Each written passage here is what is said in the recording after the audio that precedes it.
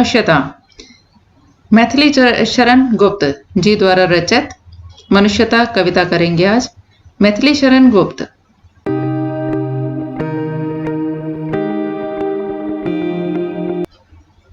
भाषा लिखते हैं खड़ी बोली।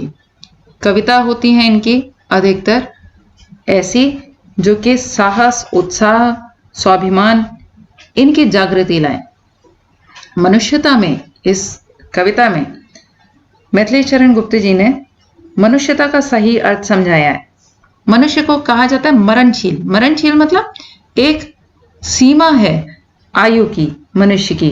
तो एक यानी मनुष्य की देह अगर मिली होती है तो उसकी एक आयु सीमा है ना, कि इसके बाद मरना जरूरी है। तो वो कहते हैं कि अमरता कहाँ से आ सकती है? अमरता कब आती है? जब मनुष्य का जीवन समाप्त हो जाए, उसके बाद भी लोग उसको याद करें, उसकी प्रेरणा लें, उससे प्रेरणा लें उसके जीवन से। और कई लोग ऐसे होते हैं जिनके जीवन से प्रेरणा कोई 1-2 साल नहीं, सालों साल, सदियों तक लोग लेते रहते हैं। तो उनके उदाहरण देकर उन्होंने इस कविता में प्रेरित किया है कि अपना जीवन इस प्रकार से जिया जाए कि स्वार्थ भाव ना हो। पशु की तरह जीवन जीना है। अगर इंसान अपना स्वार्थ ही सोचे, सिर्फ अपने अपने लिए जिए, तो ऐसे लोग जीते हैं और मर जाते हैं। कब खत्म हो जाते हैं, कब वो लोगों की स्मृति में से गायब हो जाते हैं, पता भी नहीं चलता। स्मृति में कौन रह जाते हैं? जिनका जीवन इस प्रकार का होता है जो आगे आने वाली पीढ़ियों को प्रेरणा दे। कवि कहते हैं, विचार लो कि मरते हो, न मृत्यु से डरो कभी। कि विचार करके देखो, मरते हो। मरते का मतलब अमरता तो है नहीं। जो शरीर मिला है, मनुष्य शरीर मिला है, उसकी मृत्यु तो होनी है। इसलिए मृत्यु से मत डरो, मरो, परंतु यूं मरो कि याद जो करे सभी। मरना तो है ही, तो इस प्रकार की मृत्यु होनी चाहिए कि जिसके बाद लोग याद करें। हुई न यूं सुमृत्यु तो वृथा मरे वृथा जिए। अगर इस प्रकार की अच्छी सी मृत्यु ना हो, सु मतलब बढ़िया, मृत्यु अच्छी मृत्यु ना हो, तो व्यर्थ ही जीना है, व्यर्थ ही मरना है। सो मृत्यु सबको आनी है, लेकिन सो मृत्यु ऐसी जिसके अंदर मृत्यु के बाद लोग उसको याद करें, उसकी जीवन गाथा से प्रेरणा लें। मरा नहीं वही कि जो जिया न आपके लिए, वह नहीं मरता जो कि अपने लिए ना जिया हो। न आपके लिए मतलब न अपने आप के लिए। जो व्यक्ति अपने आप के लिए नहीं जिया, यानी जिसने स्वार्थ त्याग कर दूसरों के लिए भी काम किया हो, दूसरों के भी उद्धार किया हो, वही नहीं मरता है। वही नहीं मरता मतलब वही, उसी की याद रह जाती है, वही अमर हो जाता है, उसी के जीवन से प्रेरणा लेती है आने वाली पीढ़ियां। वही पशु प्रवृत्ति है। पशु की प्रवृत्ति क्या है? कि आप ही चरें, अपने आप ही हमें चरने को मिल जाए, बस। पशु की यही प्रवृत्ति होती है ना, कि मुझे चरने को मिल जाए। लेकिन मनुष्य होने में ये अंतर होना चाहिए कि वही मनुष्य है कि जो मनुष्य के लिए मरे, जो मनुष्य के लिए अपना जीवन देने को तैयार रहे, अपने स्वार्थ त्याग करने के लिए तैयार रहे। उसी उदार की कथा सरस्वती बखानती। सरस्वती बखानती मतलब सरस्वती का बखान कहाँ मिल सकता है? यानी पुस्तक पोथियों में जिसके बारे में बात करी गई हो, यानी जिसका जीवन कुछ ऐसा रहा हो जो प्रेरणाप्रद हो, जिससे लोग सीखें, जिसने दूसरों की भलाई की हो, जो इस प्रकार का उदार रहा हो, उसी की कथाएं किताबों आदि में मिलती हैं। तो सरस्वती के बखानने का मतलब यह है, सरस्वती जी बखानती हैं का मतलब किताबों में छपती है या किताबों में कही जाती है, उसी की कथा। उसी उदार से धरा कृतार्थ भाव मानती। धरती भी उसी से कृतार्थ भाव मानती है, यानी धन्यवाद का भाव मानती है। उसी उदार के सदा सजीव कीर्ति कूजती। उसी उदार व्यक्ति की कीर्ति जो है, कीर्ति यानी यश, हमेशा रहता है। पूजती मतलब जैसे गूंजता है, कहा जाता है, बार बार कहा जाता है। तथा उसी उदार को समस्त सृष्टि पूजती। सारी सृष्टि उसी उदार को पूजती है। अखंड आत्मभाव जो असीम विश्व में भरे, जो कि ना टूटने वाला आत्मभाव, अपने जैसा सबको समझने वाला भाव, जो पूरे असीमित विश्व के अंदर भर दे, वही मनुष्य है कि जो मनुष्य के लिए मरे। अब कवि ने कुछ उदाहरण दिए हैं। रंतिदेव एक ऐसे राजा थे जो काफी समय का व्रत करने के बाद हाथ में थाल लेकर चले और रास्ते में उनको एक चांडाल मिला और वो भूख से बहुत परेशान था। उसने उनसे याचना करी उस करस्त थाल की। करस्त मतलब जो कर मतलब हाथ, स्थ मतलब स्थित, जिनके हाथ में स्थित थाल था वो उसने मांग लिया। अब रंतीदेव खुद बहुत दिनों की व्रत से परेशान थे, भूख उन्हें बहुत जोर के लग रही थी, लेकिन फिर भी उस चंडाल का हाल देखा तो उन्हें लगा कि ये मुझसे भी ज्यादा परेशान है, इसकी भूख मेरे से ज्यादा है, तो उन्होंने अपने हाथ का थाल भी उसको दे दिया था। क्षुधा कहते हैं भूख को, आर्त मतलब परेशान। भूख से परेशान रंती देव ने दिया था हाथ में स्थित थाल भी, तो इसलिए उन्होंने स्वार्थ त्याग की पराकाष्ठा जो प्रस्तुत की थी, उसके कारण आज भी उन्हें याद किया जाता है। तथा दधीची ने दिया परार्थ अस्थिजाल भी। दधीची मुनि, दधीची ऋषि थे जो कि धरती पे रहते थे और देव और दानवों का युद्ध हुआ था। देव और दानव के युद्ध में देव हारते जा रहे थे, दानव जीतते जा रहे थे। उनको कोई उपाय नहीं मिल रहा था। ब्रह्मा जी के पास गए। ब्रह्मा जी ने कहा कि दधीची नाम के एक ऋषि हैं, उनकी अस्थि से यदि एक वज्र नाम का हथियार बनाया जाए, अस्त्र बनाया जाए, तो केवल उसी से दानवों का संहार संभव है। देवताओं ने निश्चय किया दधीची के पास जाने का। दधीची ऋषि के पास पहुंचे, उनसे उन्होंने अपनी परेशानी बताई, उनसे उनके अस्थिजाल उनकी आवश्यकता है। दधीची मुनि ने जरा देर नहीं लगाई, उन्होंने समाधि ली और अपनी अस्थियों का दान कर दिया और उसी से वज्र बना, जिससे कि राक्षसों की हार हुई। तो दधीची की कहानी भी हम सालों साल से इसीलिए उनको याद करते हैं। उशीनीर क्षितीश ने, क्षितीश कहते हैं राजा, राजा उशीनीर ने स्वमास दान भी किया। और उशीनीर की कहानी ये आती है कि राजा उशीनीर थे, एक बार बैठे हुए थे, एक पक्षी आया उनके पास, कबूतर, और वो आया कि मैं आपकी शरण में आया हूं, मुझे बचा लीजिए।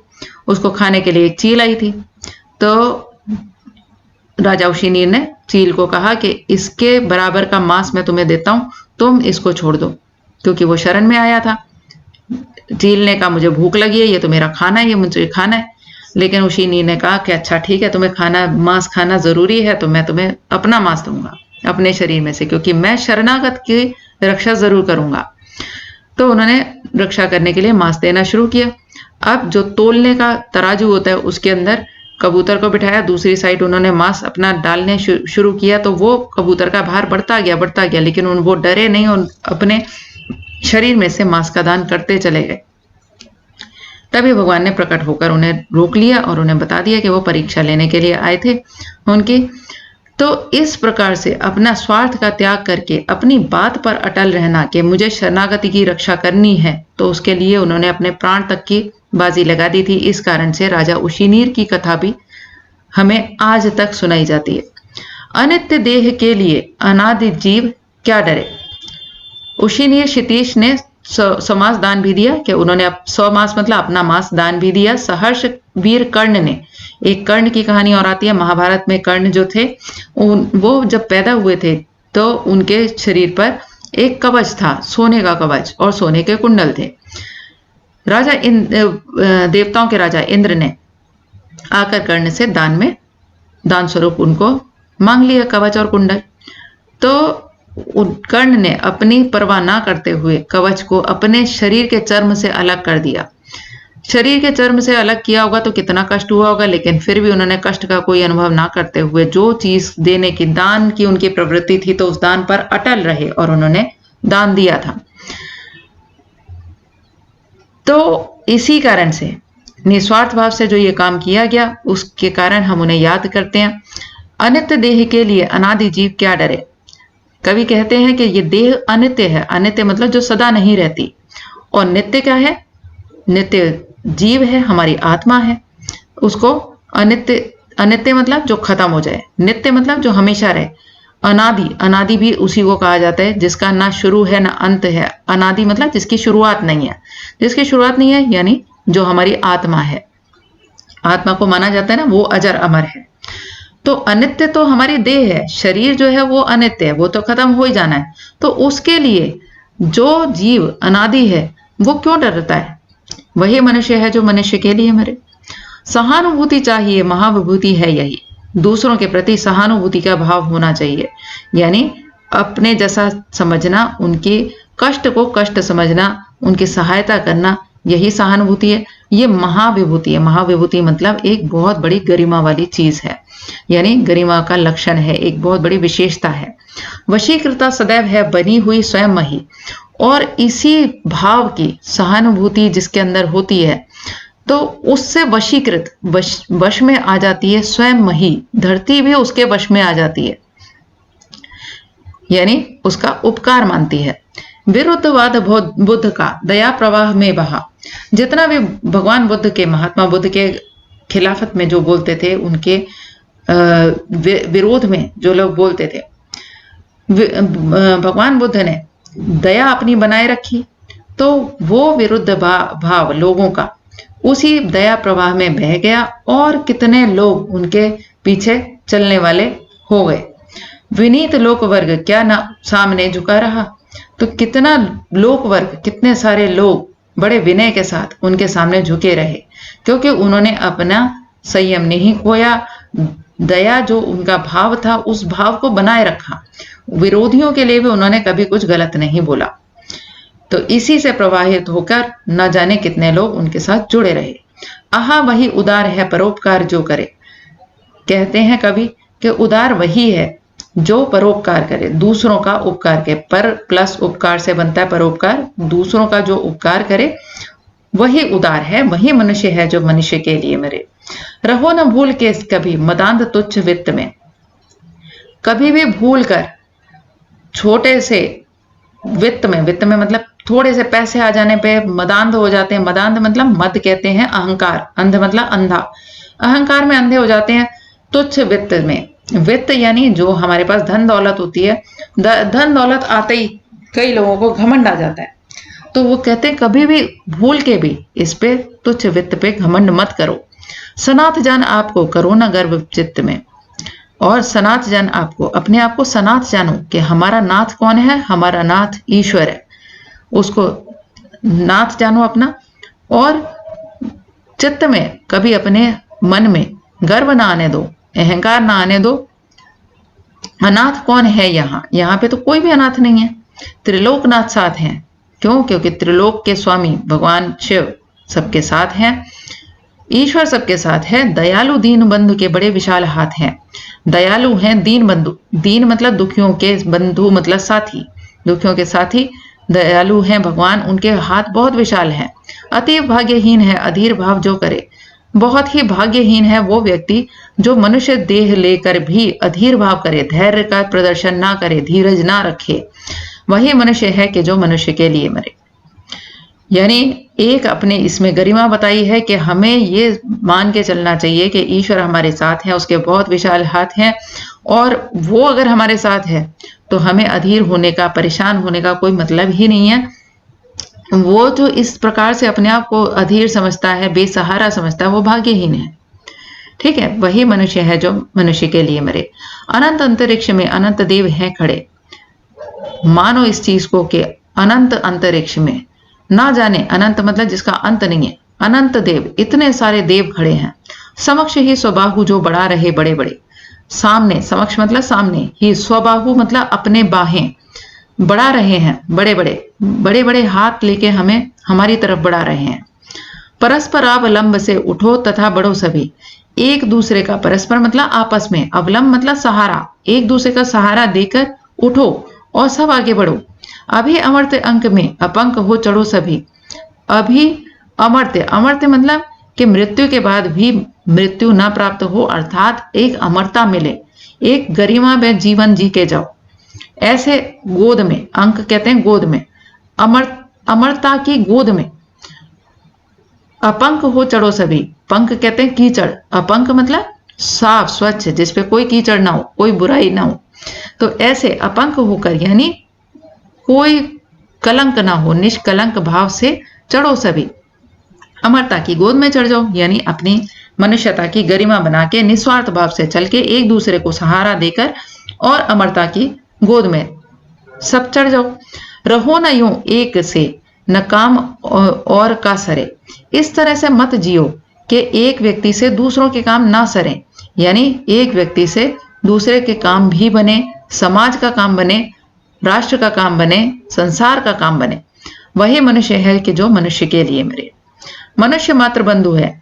हमें ये मान के चलना चाहिए, कोई धर्म, जाति आदि के, रंग आदि के आधार पर हमें बांटना नहीं चाहिए। हमें यह सोचना चाहिए कि मनुष्य मात्र ही हमारे साथी हैं। यही बड़ा विवेक है, ये सबसे बड़ा ज्ञान है। पुराण पुरुष स्वयंभू पिता प्रसिद्ध एक हैं। पुराण में भी ये प्रसिद्ध है कि सबका पिता भगवान एक है। स्वयंभू मतलब ईश्वर एक है। यही हमारे पुराण में कहा गया है। फलानुसार कर्म के अवश्य बाह्य भेद हैं। सबको अपने कर्मों के हिसाब से फल मिलता है। इस आधार पर हम बाहरी रूप से देख सकते हैं कि अलग अलग भेद हैं, कि कोई आपको कैसा नजर आएगा, कोई सुखी नजर आएगा, कोई दुखी नजर आएगा। तो वो तो अपने कर्म के फलानुसार बाहरी भेद देखने को मिल जाते हैं, लेकिन अंतरात्मा सबकी एक है, ईश्वर से जुड़ी हुई उसका जो, परंतु अंतरैक्य में प्रमाणभूत वेद हैं, लेकिन अंतर में सबके अंदर एक ही ईश्वर विराजमान है। इसका प्रमाण हमें खुद वेद ने दिया है। अनर्थ है कि बंधु ही न बंधु की व्यथा हरे। ये बड़े अनर्थ की बात है कि साथी ही अपने साथियों की परेशानियों को ना हरे, यानी हर मनुष्य को हमें अपना साथी समझकर उसकी परेशानियों को, उसकी व्यथाओं को, व्यथा मतलब परेशानियों को हरने के लिए, हटाने के लिए तैयार रहना चाहिए। वही मनुष्य है कि जो मनुष्य के लिए मरे। चलो अभीष्ट मार्ग में सहर्ष खेलते हुए। अभीष्ट मतलब जैसी हमारी इच्छा है। कैसी इच्छा है? निस्वार्थ होकर चलने की। तो इस अभीष्ट मार्ग में सहर्ष, बड़ी खुशी से खेलते हुए, प्रसन्नता के साथ चलो। विपत्ति विघ्न जो पड़े उन्हें ढकेलते हुए, इस रास्ते में जो भी विपत्ति आए, जो भी विघ्न बाधाएं आए, उन सबको अपने साहस हिम्मत से हटाते हुए।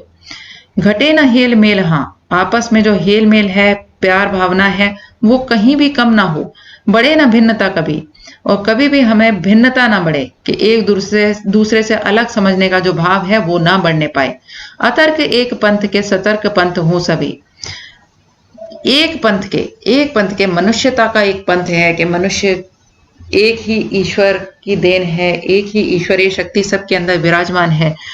इस तथ्य को मानते हुए, उसमें कोई तर्क ना करते हुए, अतर्क रहते हुए और सतर्क भी रहे। सतर्क ये रहे कि हमारे कर्म कहीं पे खराब ना हो, दूसरों के प्रति हमारी जो निस्वार्थ की भावना है वो बनी रहे, हम दूसरों का कल्याण ही करें, मनुष्यों का, समाज का, राष्ट्र का, पूरे विश्व का कल्याण में लगे। सतर्क पंथ हो सभी इस रास्ते पे सतर्क होकर चलें।